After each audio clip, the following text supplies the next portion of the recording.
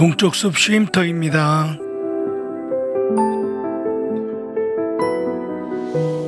강릉 하슬라디오 청취자 여러분 안녕하세요. 동쪽숲이에요. 그다지 안녕하지 못하시죠? 이제 아파트를 중심으로 제한급수까지 경험하고 있어요. 그나마 얼마 전 비가 120mm 정도 내렸네요. 실제 가뭄 해갈보다는 심리적 안정감에 크게 기여하는 듯 싶어요. 태풍급이나 최소한 300mm 이상의 비가 내리지 않는다면 이 가뭄 현상은 해를 넘기게 되고, 만일 겨울에 눈이 많이 내리지 않으면 내년 장마 때까지 해갈되지 않을 수도 있네요. 최악의 상황을 가정하면 강릉시 전체 제한급수는 필연이 되겠죠. 설사 비가 와서 가뭄이 해결된다고 해도 또다시 반복될 수 있음을 대비해야겠죠. 제 생각엔 가장 현실적인 방법은 대관령의 도암댐 오염을 줄이는 방법이 있겠네요. 평창군과 협력해서 도암댐의 오염원 저감 대책을 적극 추진하는 것이 필요해요. 물론 예전에 비해 오염원을 줄이는 여러 대책이 강구되고 있어서 도암댐 오염이 줄긴 했어요. 이후론 지하댐이든 새로운 농업용수용 댐이든 빠른 시간 안에 대책을 실행해야겠죠. 쉼터는 우리는 세계의 중심이 될 것인가로 이야기해요. 요즘 미국과의 관세, 주한미군 등 여러 가지 문제가 떠오르고 있어요. 과연 우리가 이를 원만히 극복하고 앞으로 다가올 새로운 미래의 중심 국가가 될 수 있을지 짚어보려 해요. 동쪽숲의 윤슬 같은 이야기는 내가 경험한 미국 그 첫째예요. 강릉 하슬라디오 동쪽숲 쉼터 26번째 이야기를 시작합니다.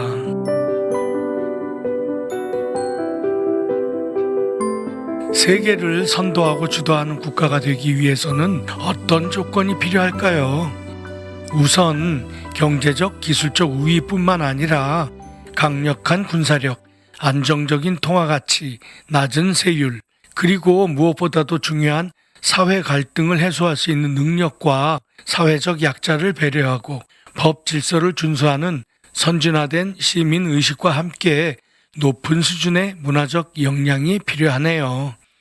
특히 인공지능, 반도체, 바이오 등 첨단 기술 분야에서 주도권을 확보하는 것이 중요하겠죠.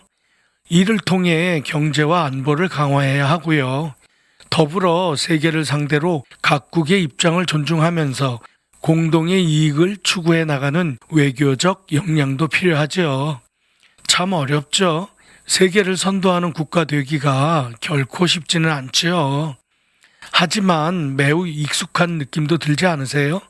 전체 항목 전부가 충족되진 않아도 많은 부분이 결코 낯설진 않잖아요.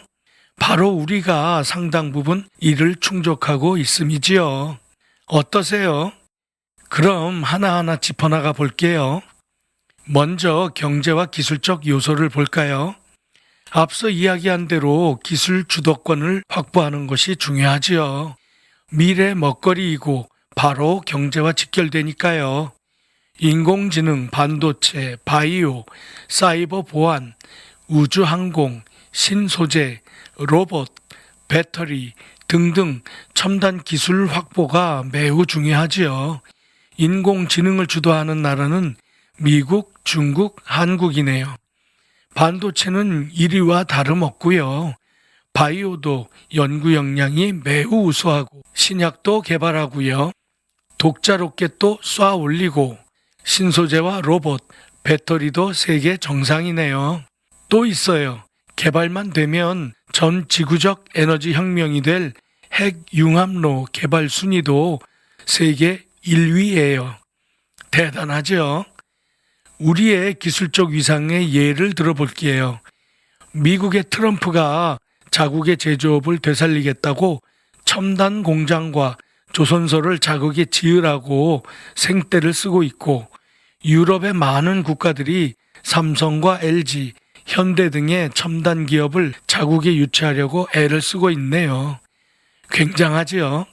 경제적 안정성은 통화가치의 안정성과 낮은 세율이 경제 활성화의 기반이 되겠죠.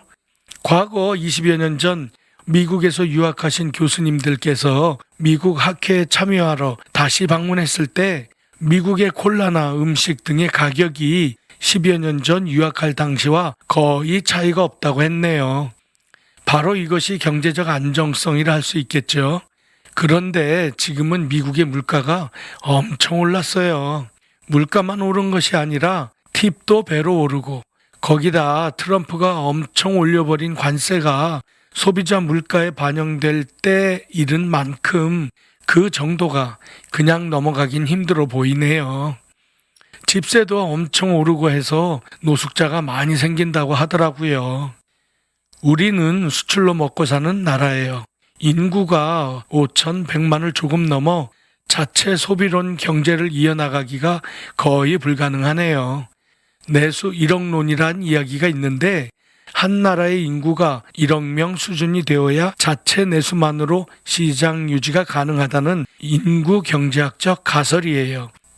우린 이에 반에 불과하고 이 기준에 맞추려면 남북 통일이 되면 대략 8천만 정도 되겠네요. 2024년 기준 우리의 수출액은 6,838억 달러로 세계 6위 수출국이에요. 주요 품목은 반도체, 자동차, 석유 제품, 선박류 순이고요. 주로 첨단 산업과 화학, 중공업 등이 선도하고 있는데 최근엔 한류 문화의 급속한 보급으로 K-팝, K-푸드, K-드라마 등 소프트웨어적 수출품도 혁신적으로 늘고 있어요. 자, 그럼 이제 사회와 문화적 요소도 알아볼게요. 무엇보다 먼저 선진적인 시민 문화가 기본으로 갖춰져야겠죠. 이 분야에서 우선 될 것은 치안이라 생각해요. 시민 정신이 잘 갖춰져 있으면 치안은 저절로 좋아질 수밖에 없죠. 치안에 관해서는 이미 해외에 너무 잘 알려져 있는 상황이에요. 우리도 잘 알고 있지만 자랑하고 싶네요. 밤 늦게 새벽에도 여자 혼자 다닐 수 있는 나라. 카페에 귀중품을 놓아도 아무도 손대지 않는 나라. 지갑 떨어뜨려도 주워주는 나라. 택배를 문 앞에 그냥 두어도 괜찮은 나라 등등 잘 아시죠? 이것 아무나 할 수 있는 것이 아니에요. 또 임산부나 노인에게 자리 양보, 지하철 줄서기, 에스컬레이터 한쪽에 서기, 분실물 센터에 맡기기 등등 사회적 약자와 도움을 필요로 하는 사람에게 손을 내밀어주는 시민의식이 보편화되어 있어요. 거기에 K-팝, 드라마, K-푸드, K-화장품, 요즘 화제가 된 캐대헌으로 우리나라 전통 문화까지 전 세계의 신드롬을 일으키고 있어요. 정말 15년 전만 해도 K-팝은 일장춘몽으로 끝날 것이라 조롱했던 외국 전문가들이 대부분이었어요. 그런데 영화, 드라마로 이어지고 전통 음식과 뷰티 산업 등등 다양한 분야로 확산해서 그야말로 K-문화 신드롬을 보고 있네요. 문화에 공감하고 받아들인다는 것은 문화 바탕에 깔린 정신에 동의하고 받아들인다는 것을 의미하는 것이죠. 예를 들면 애니메이션 영화인 K-팝 데몬 헌터스에 미국을 비롯한 세계가 세대불문하고 빠져들어 난리도 아니죠. 이런 현상에 대해 전문가들은 나에게 닥친 고난을 받아들이고 극복한다는 서사에 감동해서라고 해요. 바로 한민족이 겪었던 북방과 외적의 거듭된 침략, 일제강점기, 한국전쟁 등 수많은 핍박을 이겨내고 민족 정통성을 지켜낸 자만이 느끼고 가질 수 있는 것이 있지요. 정문화가 그렇고요. 의협심, 나눔, 희생, 봉사 등이네요. 사례도 있어요. 국가가 전쟁으로 국난에 빠질 때면 어김없이 의병을 조직했고 일제강점기 땐 독립운동, 독재시대엔 민주화운동으로 희생했네요. 국가 부도 사태 땐 금모으기를 했고 태안기름 유출 땐 직접 닦아냈어요. 이런 극복 서사를 민족사 내내 이어온 민족도 세계에서 찾기 쉽진 않을 것이네요. 다음엔 외교와 안보적 요소는 어떨까요? 우리와 같은 민간인이 우리의 외교에 대해 왈가왈부할 수 있는 데는 한계가 명확하지요. 해서 여권 파워라 불리는 항목으로 두루뭉술한 평가를 대신해 보려 해요. 여권 파워라고 하는 것이 무비자 입국이 가능한 나라 수로 등수를 매기네요. 2025년 현재 149개국으로 1위예요. 여기엔 일본, 싱가포르, 프랑스, 독일, 이탈리아, 스페인이 있네요. 우린 2024년 11월부터 2025년 12월 31일까지 한시적으로 중국을 30일 동안 무비자로 방문할 수 있어서 1위가 되었어요. 그 이전엔 193개국이었거든요. 아프리카엔 우리의 농업기술로 식량 자립을 도와 크게 환영받고 있어요. 대표적으로 고령주농업연구소에서 개발한 시감자 기술로 알제리를 성공적으로 자립시켰어요. 아프리카 사람들도 주식이 쌀이 많거든요.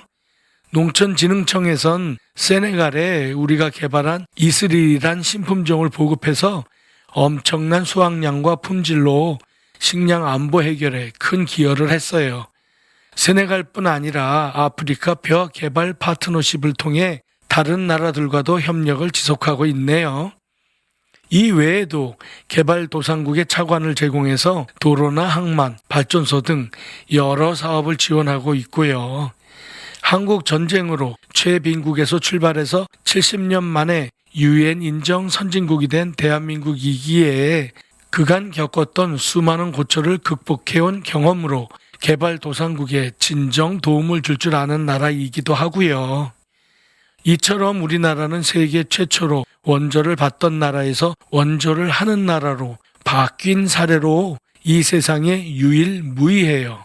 물고기를 주는 기존 선진국의 방식이 아니라 고기를 잡는 방법을 알려주는, 자립할 수 있도록 진정한 도움을 주는 국가가 바로 대한민국이네요.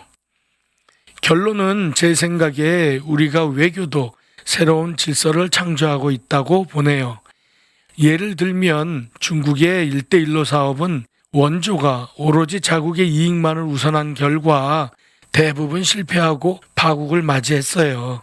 우리와는 정반대죠.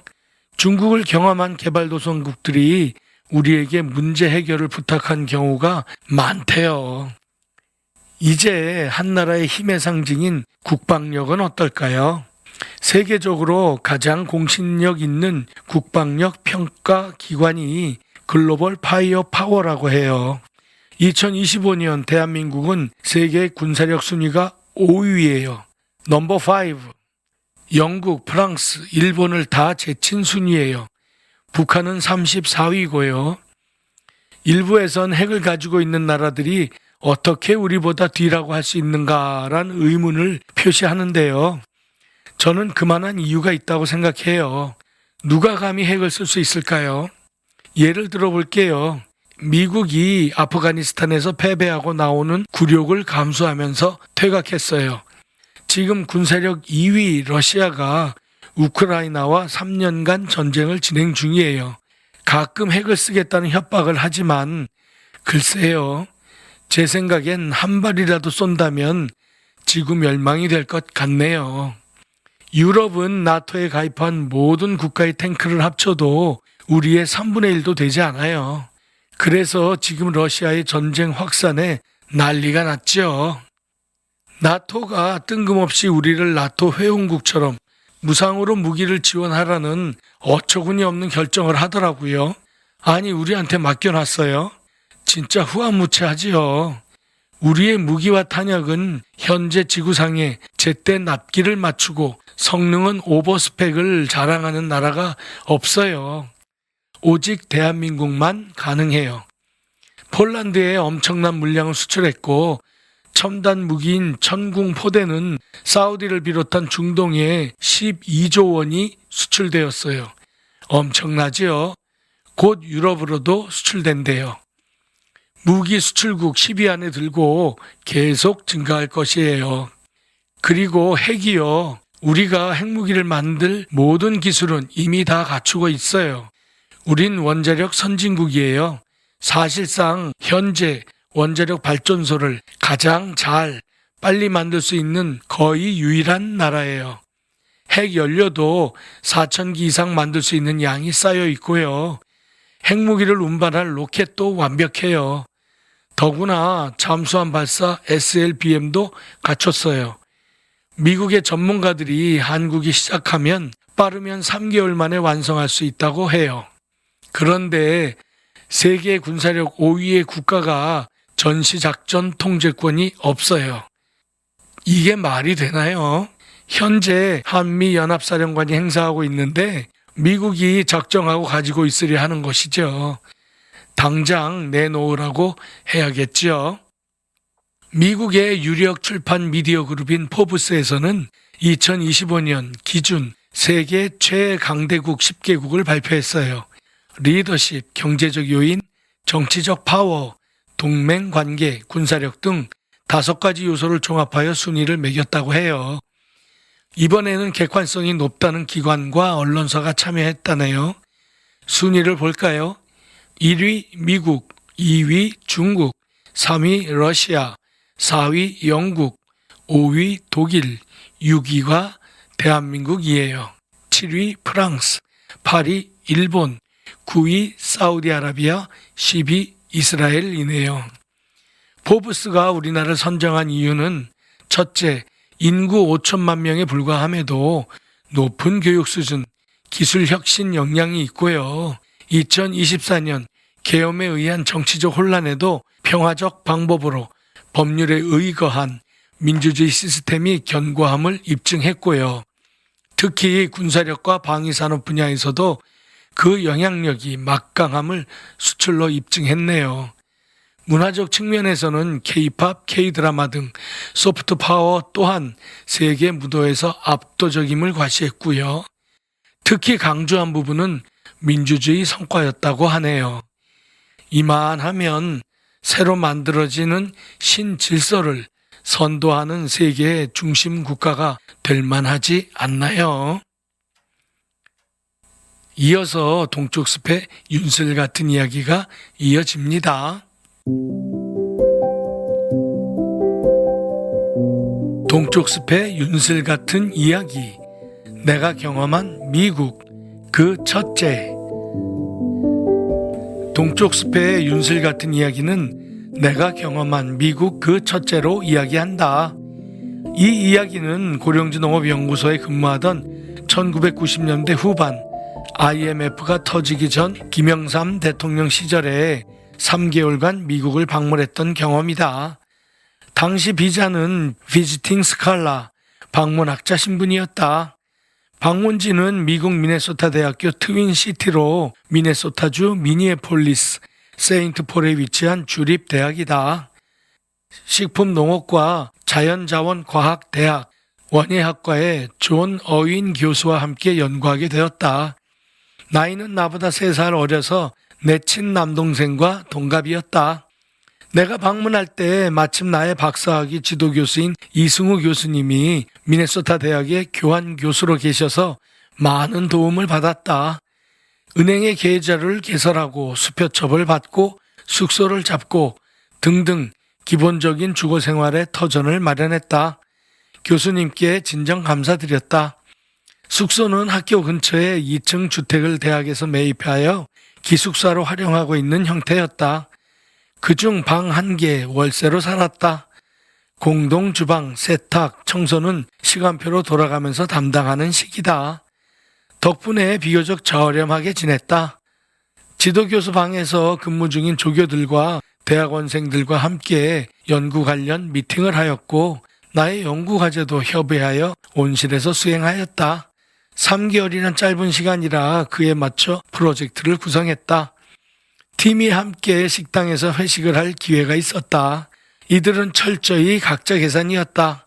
내가 우리식으로 피자를 한 판 제공하자 자리가 파할 때까지 고맙다는 표현을 하는 것으로 봐서 보통 땐 그러지 않는 것으로 보였다. 술이 조금씩 들어가니까 그들이 내게 공통적으로 한 말이 있었다. 너는 평소에 술병을 차고 다녀라. 술이 들어가니 너의 영어 실력이 훨씬 좋아지니 그런단다. 아마도 술 때문에 주어 동사 찾는 수고를 하지 않게 되는 것이 훨 자연스럽기 때문일 것이다. 이 영어 발음과 관련해서 나름 깨달음을 얻은 경험이 있다. 미네소타엔 당시 미국에서 가장 큰 쇼핑몰인 몰 오브 아메리카가 있었다. 이곳은 1996년 아날드 슈왈제네거가 주연한 영화 솔드 아웃, 미국 제목은 징글 올 더 웨이의 배경이 된 곳이다.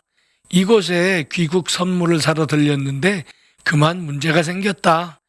귀국 일정이 빠듯해서 바쁘게 돌아다닌 것이 아마도 수상하게 보였나 보다.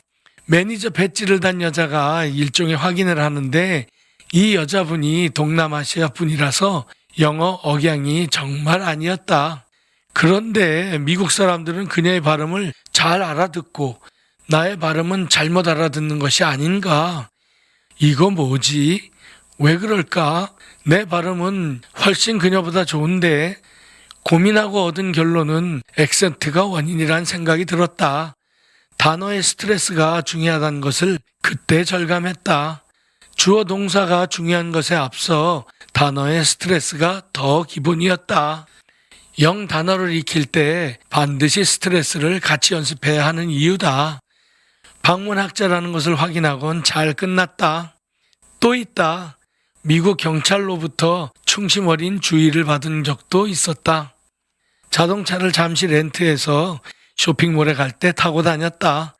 그런데 내비가 없던 시절이다. 지도를 가지고 쇼핑몰인 타겟이라는 곳을 찾아가는데 문제가 생겼다. 도무지 방향 감각이 잡히질 않는 것이 아닌가.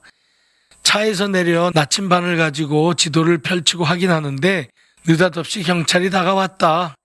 이곳에 왜 있냐고 묻는다.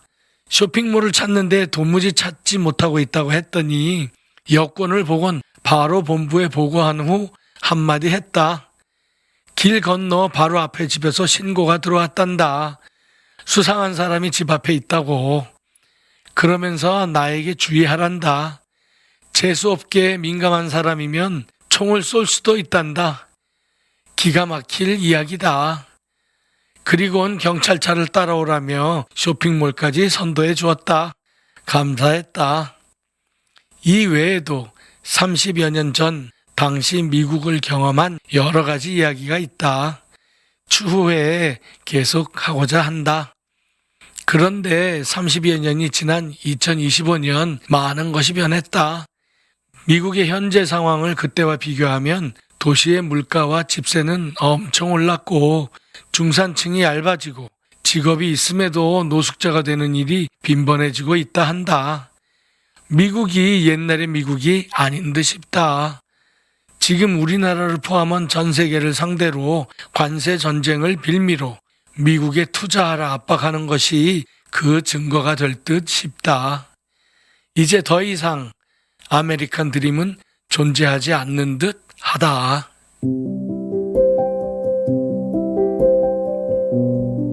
(30년) 전 미국에서 마주했던 낯설던 미국 문화들에 대한 기억이 소록소록 생각나네요.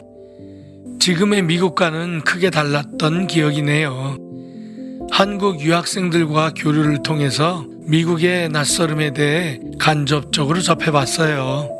그를 통해 미국의 앞선 분야에 대해 감탄하지 않을 수 없었네요.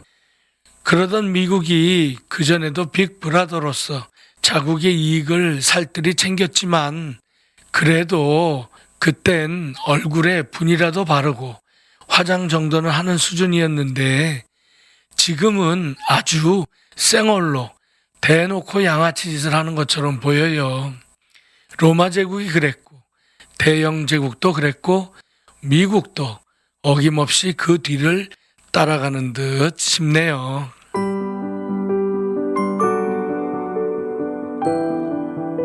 지금까지 힘의 논리로 세계를 지배해왔던 유럽과 미국 등 서양 중심의 질서가 큰 변혁기를 맞이하는 듯 해요.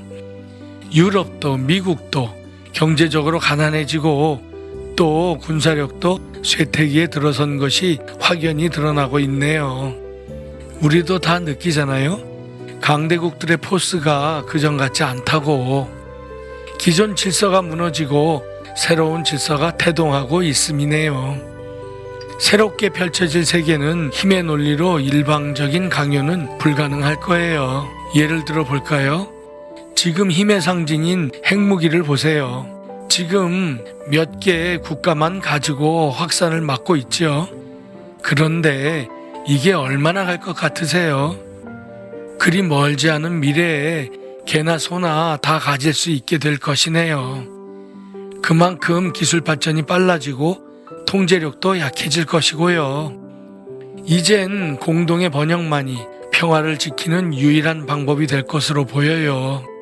바로 이런 환경이 조성될 것이기에 극복 서사를 줄기차게 실행해온 우리가 세계의 중심이 되어 공감대를 이끌어낼 적임자가 될 가능성이 가장 높아 보여요. 여러분은 어떻게 생각하세요? 청취자 여러분, 늘 건강하세요. 지금까지 강릉 하슬라디오 동쪽숲 쉼터였습니다. 감사합니다.